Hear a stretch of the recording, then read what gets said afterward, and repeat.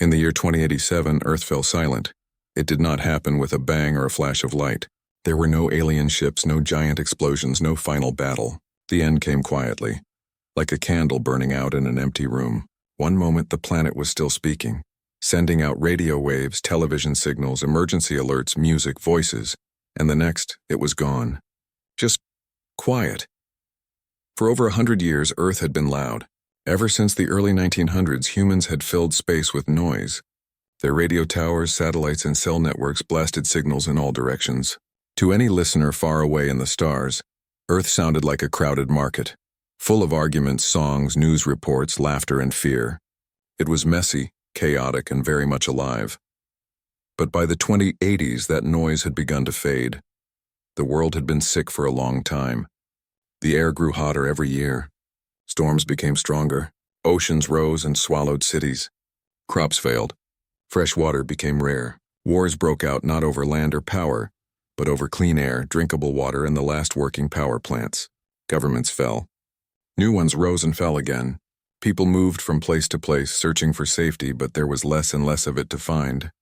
Still, humans tried. Scientists worked day and night to fix the broken systems. Engineers built floating farms on the seas. Doctors fought new diseases that spread faster in the warming climate. Children were taught survival skills instead of history or art. Everyone knew time was running out, but no one agreed on how to stop it. Then came the great blackout of 2085. It started in Asia, where the last major power grid collapsed during a heat wave so intense it melted roads. Within days, the failure spread. Satellites lost power, internet hubs shut down, air traffic control vanished. Planes stopped flying. Trains stopped moving. Hospitals ran on backup generators until the fuel ran out. For the first time in generations, large parts of Earth went dark, not just in electricity, but in communication. After that, silence grew like a weed.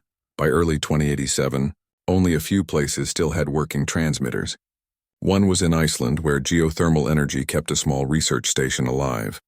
Another was in Antarctica, where a joint team of scientists from 5 nations held out in a buried dome. And the last was in the high mountains of New Zealand, where a group of engineers and doctors had built a self-sustaining bunker. These places became the final voices of humanity. On October 12, 2087, at 8:47 Coordinated Universal Time, they all sent one last message together. It was not a cry for help. They knew no one was coming. It was not a goodbye. They had already said that to each other in private. Instead, it was a record, a final data burst meant for anyone, or anything that might one day listen. The message contained simple facts: Earth's atmospheric makeup in 2087, the number of known extinct species, the levels of carbon in the air, ocean acidity, and global temperature rise. It included a timeline of major collapses: when the Amazon rainforest turned to savanna, when the last coral reef died, when the Arctic ice vanished completely. At the end, it gave a countdown. Estimated time until biosphere collapse: 14 days. Then, for the first time in over a century, Earth stopped talking. The transmitters powered down to save energy. The satellites, already low on fuel, drifted into useless orbits. The last radio tower in New Zealand fell silent as its solar panels cracked under a hailstorm of frozen acid rain. In Antarctica, the dome's outer shell finally gave way to shifting ice, crushing the antenna array. In Iceland, the geothermal vents cooled faster than expected, and the lights went out for good. From space, Earth looked almost peaceful. Clouds swirled over blue oceans. Green still clung to parts of the land. But there were no more city lights at night. No more planes tracing white lines across the sky. No more ships moving across the seas. The hum of billions of lives, gone.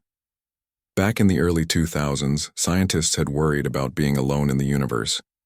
They sent messages into space hoping someone would answer. They listened for signals from other worlds, dreaming of contact.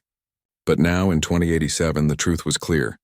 Earth had been alone not because no one else existed, but because civilizations like theirs didn't last long enough to meet. The silence was total. Yet, far beyond the solar system, something noticed. Deep in the void between stars, ancient listening posts, built by species that had watched young worlds for thousands of years, picked up the change. One moment, the Sol system had a noisy little planet at its center, The next, that noise vanished. Not slowly, not with a fade, but all at once, like a voice cut off mid-sentence. To those distant watchers, this was not normal. Planets don't just go quiet unless something terrible has happened. Natural disasters take time. Even nuclear war leaves echoes, but this was clean. Final. It meant one thing. The people of Earth had reached the end of their story, and they had not left a single ship behind. No colony on Mars, no generation ship heading for Alpha Centauri. No cryopods floating in orbit. Nothing. They had used all their energy just to survive another day until there were no more days left. The last human beings did not die in battle. They did not vanish in a flash of fire, most simply lay down in the cold, holding hands or staring at the sky, too tired to fight anymore. Some wrote final notes. Others played old songs on broken devices. A few whispered stories to children who would never grow up. And then, one by one, they stopped breathing. The wind blew through empty streets. Animals wandered into cities, confused by the lack of noise. Plants began to grow over roads and through windows. Rain washed away the last footprints. Earth was quiet, not peaceful. Not healed, just quiet. And somewhere in the endless dark between galaxies, the silence was heard. Not as peace, but as a warning. A signal clearer than any radio wave. This is what happens when a species forgets it is part of a living world. The day Earth went quiet was not the end of the universe. But for those who listened from afar, it was the day they knew. Total annihilation had come not with a scream, but with silence. Far away from Earth in the cold dark between stars, machines were watching. These were not human machines. They were older, quieter, built by beings who had learned long ago that loud civilizations do not last. For thousands of years, these watchers had floated in deep space near star systems that showed signs of life. Their job was simple: listen, record, and wait. They did not speak. They did not interfere. They only watched to see what would happen. Earth had been one of their most interesting targets. For over a century, Earth had been noisy. Its radio waves, TV shows, phone calls, and radar pulses shot out in all directions like sparks from a fire. To the watchers, this noise meant one thing. A young species had just discovered technology. It was excited. It was scared. It was talking to itself and maybe one day to others. But then in late 2087, the noise stopped. At first, the machines did not react. Glitches happened. Solar flares could block signals. Maybe Earth's antennas had broken. Maybe they were fixing something. The watchers waited, as they always did. Patience was built into their design. Days passed. Then weeks. Then months. Still, no signal returned. The machines sent quiet pings toward the Sol system, gentle pulses of energy meant to check if anyone was listening. No reply came back. Not from Earth, not from its moon, not from Mars or the space stations that once orbited the planet, nothing. Now the machines did something rare. They sent a message, not to Earth, but to their creators. Deep in the Centauri system, in a hidden station carved into an asteroid, a group of beings known as the Qatari received the alert. They were tall, calm, and very old. Their civilization had survived for over 10,000 years. They had seen many young worlds rise and fall. They knew the signs. One of them, a senior watcher named Vrel, studied the data. Her eyes, large and dark, moved slowly over the screens. She saw the last Earth broadcast, the cold facts, the countdown, the silence that followed. She did not speak for a long time, then she said, "It is done." Around her, others gathered. They did not cry. Their kind did not cry. But their bodies grew still and their breathing slowed, a sign of deep sorrow. "They burned too fast," said another Qatari, a young analyst named Joran. "They had fire in their hands before they learned how to hold it." Vrel nodded. They spoke loudly of stars but never learned to care for their own soil. The Qatari had debated for decades whether to contact Earth. Some wanted to send a warning. Others said no, it was not their place. Every species must walk its own path, even if it leads to a cliff. In the end, they chose silence. Now they wondered if that choice had been right. But Earth's silence was more than just the end of one world. It was a pattern. In the Vega system, another group of watchers, this time from the Lithian Collective, also noticed the change. They compared Earth's fate to records from other dead worlds. There was Gliese 667c, where a species poisoned its oceans with chemicals. There was Trappist 1e, where war turned cities to glass. And now Sol III, Earth, joined the list. All these worlds had one thing in common. They grew smart before they grew wise. They built machines that could reach the stars but could not feed their own children. They split the atom but could not share clean water. They dreamed of galaxies while their own home died. The Lithians held a council. They decided to update their galactic warning system. From now on, any young species that began broadcasting loudly would be marked as high risk, not to punish them, but to remember them. Farther out, near the edge of the Orion Arm, a lone scout ship from the Xanthari hegemony changed course. It had been heading toward a new star with a promising planet. But after receiving the news about Earth, its captain ordered a stop. For 3 full cycles, the crew sat in silence, honoring the lost world. Then they erased Earth's coordinates from their public maps.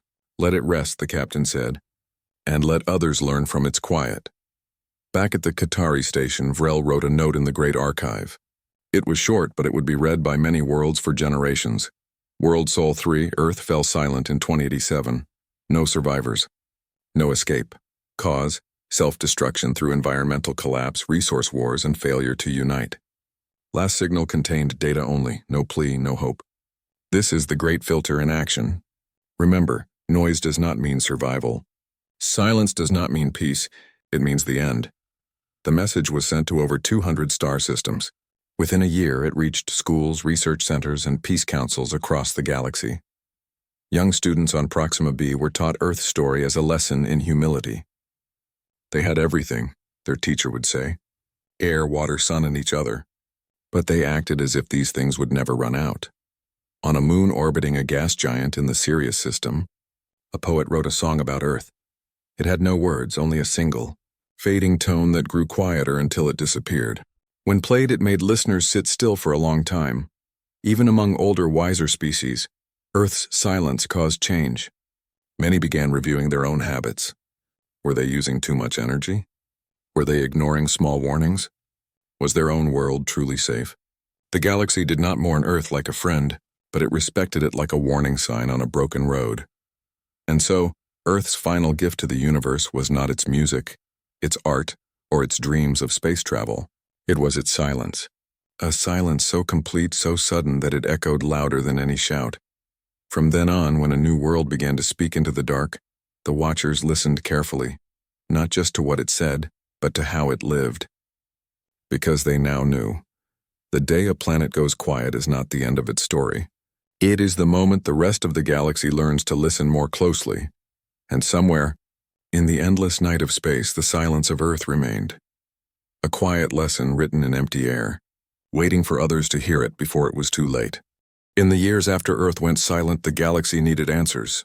Not just what happened, but why it mattered. So the great minds of many worlds came together. They met not in person, but through light-speed messages, shared data streams, and old-fashioned radio pulses sent across the stars. Their meeting place was not a building, but a shared idea. The Galactic Historical Institute, orbiting the red dwarf star Proxima Centauri b. The institute had been built long ago to study young civilizations. Its libraries held records of hundreds of worlds that had risen and fallen. But Earth was different. Earth was the first world they had watched in real time, from its first radio signals to its final breath. And now it was gone. Scholars from dozens of species gathered in the central chamber of the institute. Some floated in water tanks, others stood on 6 legs. A few existed only as voices in the air, but all of them agreed on one thing: Earth's end was not an accident. It was a pattern, and that pattern had a name: the Great Filter. The Great Filter was an old idea. It said that somewhere between simple life and spacefaring civilization, there is a wall. Most life hits that wall and dies. Very few get past it. For a long time, no one knew where the wall was. Was it the jump from single cells to complex life? Was it the invention of fire? Or war? Or greed? Now they knew. Earth had passed many tests. It grew plants, animals, and thinking beings. It built cities, wrote poems, cured diseases, and reached the moon. But then it hit the wall. It could not live within its own limits. It used up its home faster than it could heal it.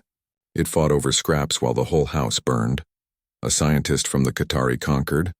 The same Vrel who had first noted Earth's silence stood before the group. She did not speak with her mouth. Her thoughts appeared as soft light on the chamber walls. Earth did not fail because it was weak, she said. It failed because it was divided. It had the knowledge to save itself, but it did not have the will to share that knowledge fairly. Some had too much, most had too little, and in the end all lost everything. Data from Earth's last days confirmed this. The final broadcast showed that even as cities drowned and crops failed, some groups still hoarded food, water, and fuel.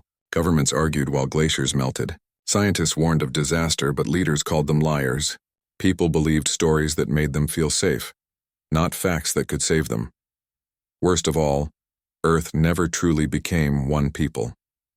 It stayed split into nations, tribes, and beliefs.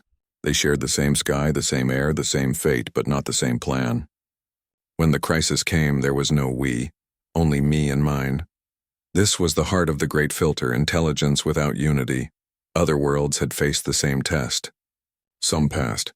The Qatari, for example, nearly destroyed themselves in a war over energy sources thousands of years ago, but at the last moment they chose to share, not fight. They rewrote their laws, their schools, even their dreams to put the whole before the part. They survived. Earth did not make that choice. The scholars at the Institute studied Earth's timeline like a crime scene. They saw the warnings.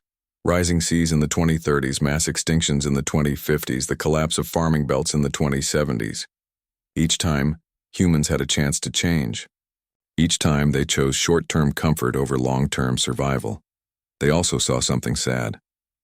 Earth's best minds knew what was coming. They built machines to clean the air. They designed crops that could grow in dry soil. They even made plans for floating cities. But these ideas were never used on a large scale. Why? Because no one agreed who should pay, who should lead, or who deserved to be saved. In the end, Earth's technology was not its savior. It was its amplifier. It made everything faster. Faster travel, faster communication, faster destruction. But it did not make humans wiser. After weeks of study, the Institute released its final report.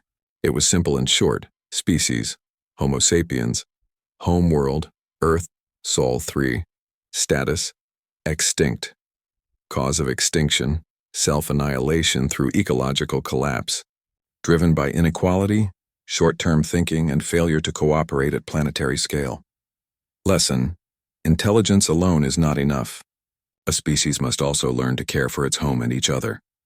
The report was sent to every known civilization in the local group. Young worlds received it with fear. Old worlds received it with sadness. But all took it seriously. On a planet called Thalos, students began a new subject in school: planetary care.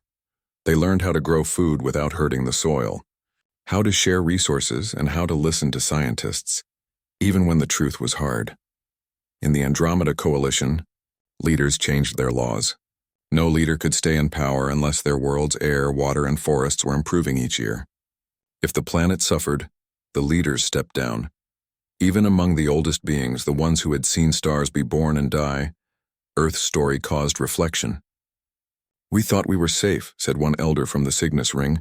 "But Earth reminds us safety is not a place. It is a choice we make every day." Back at the Institute, Vrel added one last line to the archive.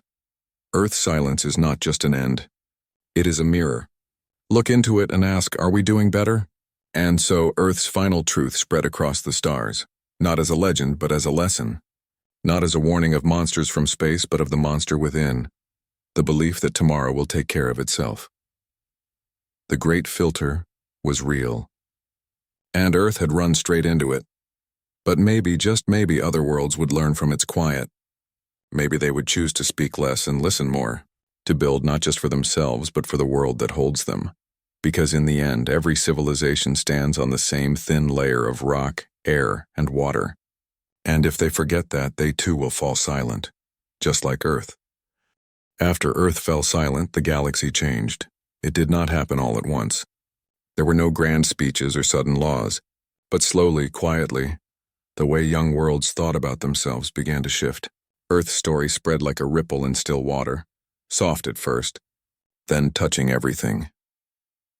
In the great halls of the Andromeda Coalition, where leaders from 50 star systems met each cycle, a new rule was made. Before any world could join the coalition, it had to prove it was living in balance with its planet. Not just talking about it, showing it. Air must be clean. Forest must grow, not shrink. Oceans must teem with life. And most importantly, no group of people could have too much while others had too little. Earth had failed because it let greed win over care. The coalition would not make the same mistake. On the green moon of Lyra 9, children no longer played war games. Instead, they built model cities that ran on sun and wind. They learned how to fix broken soil and how to share water fairly. Their teachers told them, Earth dreamed of stars but forgot its own roots. Don't be like them. Even old civilizations, ones that had lived for thousands of years, looked at themselves again. The Qatari, who once thought they had solved all their problems, started checking their energy use. Were they taking more than they needed? Were their machines harming the air? They remembered Earth's silence and asked, could it happen to us too? The biggest change came in how species spoke to the stars. For centuries, young worlds had blasted signals into space as soon as they could. We are here, they shouted. Look at us. Listen to us. They wanted to be seen, to be known, to join the great conversation of the galaxy. But after Earth, that changed. A new idea spread, the prime silence. It said that a world should not speak to the stars until it had first learned to live in peace with itself and its home. No radio waves, no loud TV signals, no powerful radar, just quiet work, cleaning rivers, healing forests, feeding the hungry, and teaching kindness. Only when a planet was truly stable, fair, and kind should it dare to say hello to the universe. 12 new worlds adopted the prime silence within 10 years. One of them was a planet called Vesa, where oceans covered most of the land. Its people had just built their first global network when Earth's story reached them. They paused. They held a vote. And they chose to stay quiet for another 100 years, until they were sure they would not repeat Earth's mistakes. In schools across the Orion Arm, Earth became a lesson, not a myth. Teachers showed images of Earth's last days, empty cities, cracked Earth, children with hungry eyes. They did not scare students. They asked questions. What would you have done differently? How would you share water if there was only enough for half? Would you listen to scientists even if it meant changing your life? Students wrote letters, not to be sent, but to practice thinking like Earth's people might have. Dear Earth, one young Lithian wrote, I wish you had held hands instead of weapons. I wish you had shared your last loaf of bread. I will not forget you.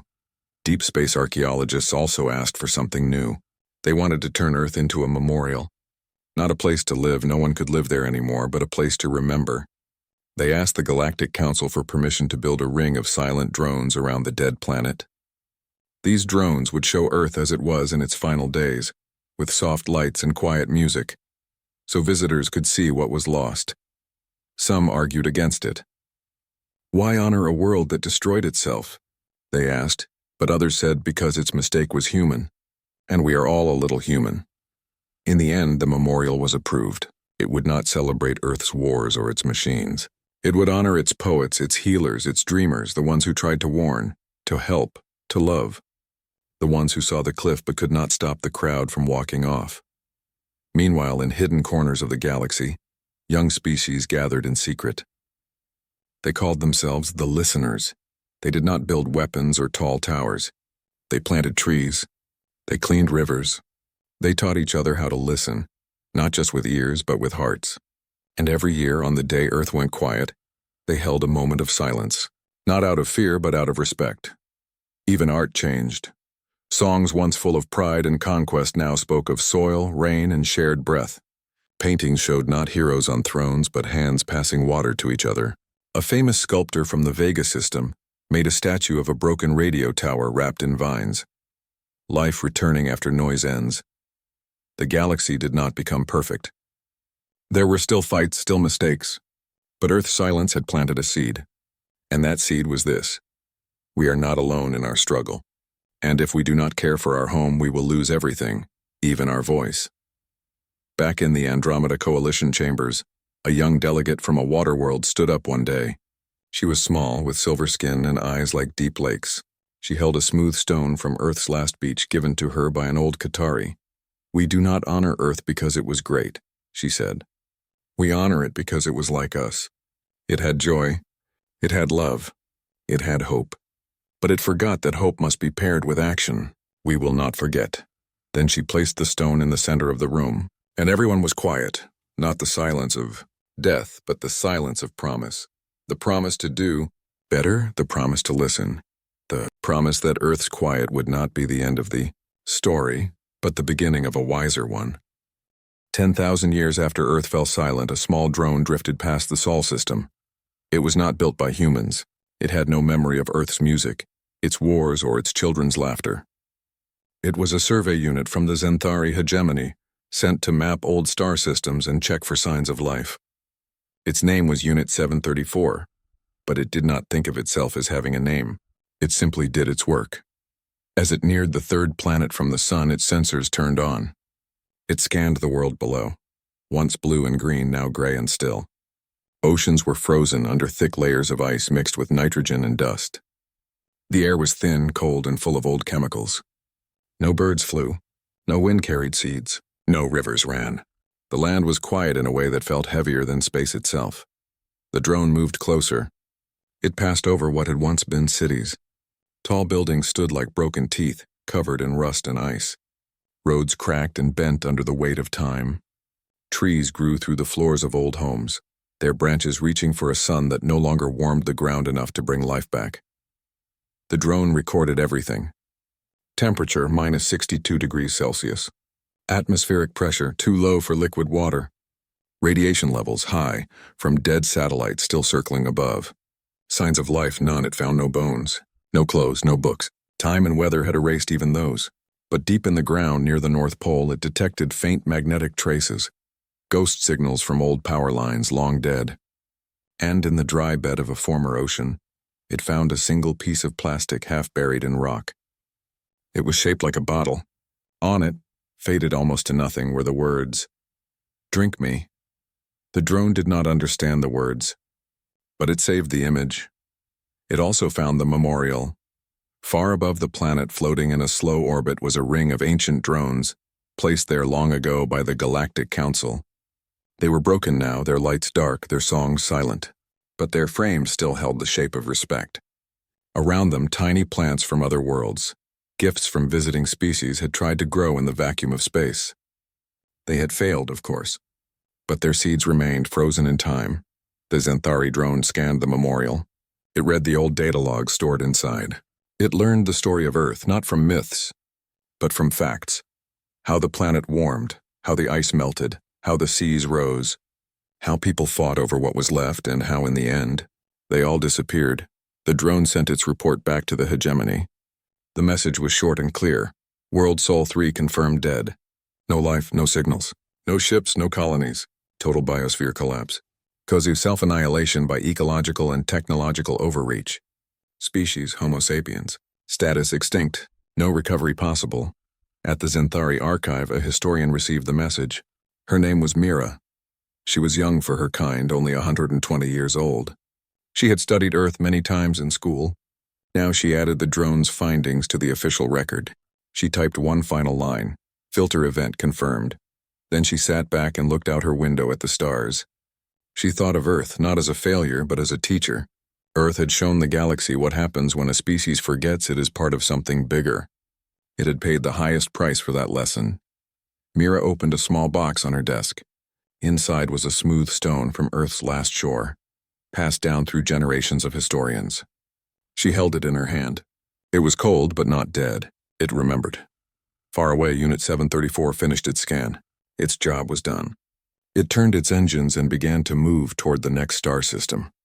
As it left the Sol system behind, it passed the memorial one last time. For a moment, its sensors picked up a faint echo, a leftover radio wave from Earth's final broadcast still traveling through space, weaker now, but not gone. The drone did not stop. It could not bring Earth back. No one could, but as it flew into the dark, it carried Earth's story with it, not as a warning of doom, but as a call to care. In the 10,000 years since Earth died, many young worlds had chosen silence over noise. They planted forests before building towers.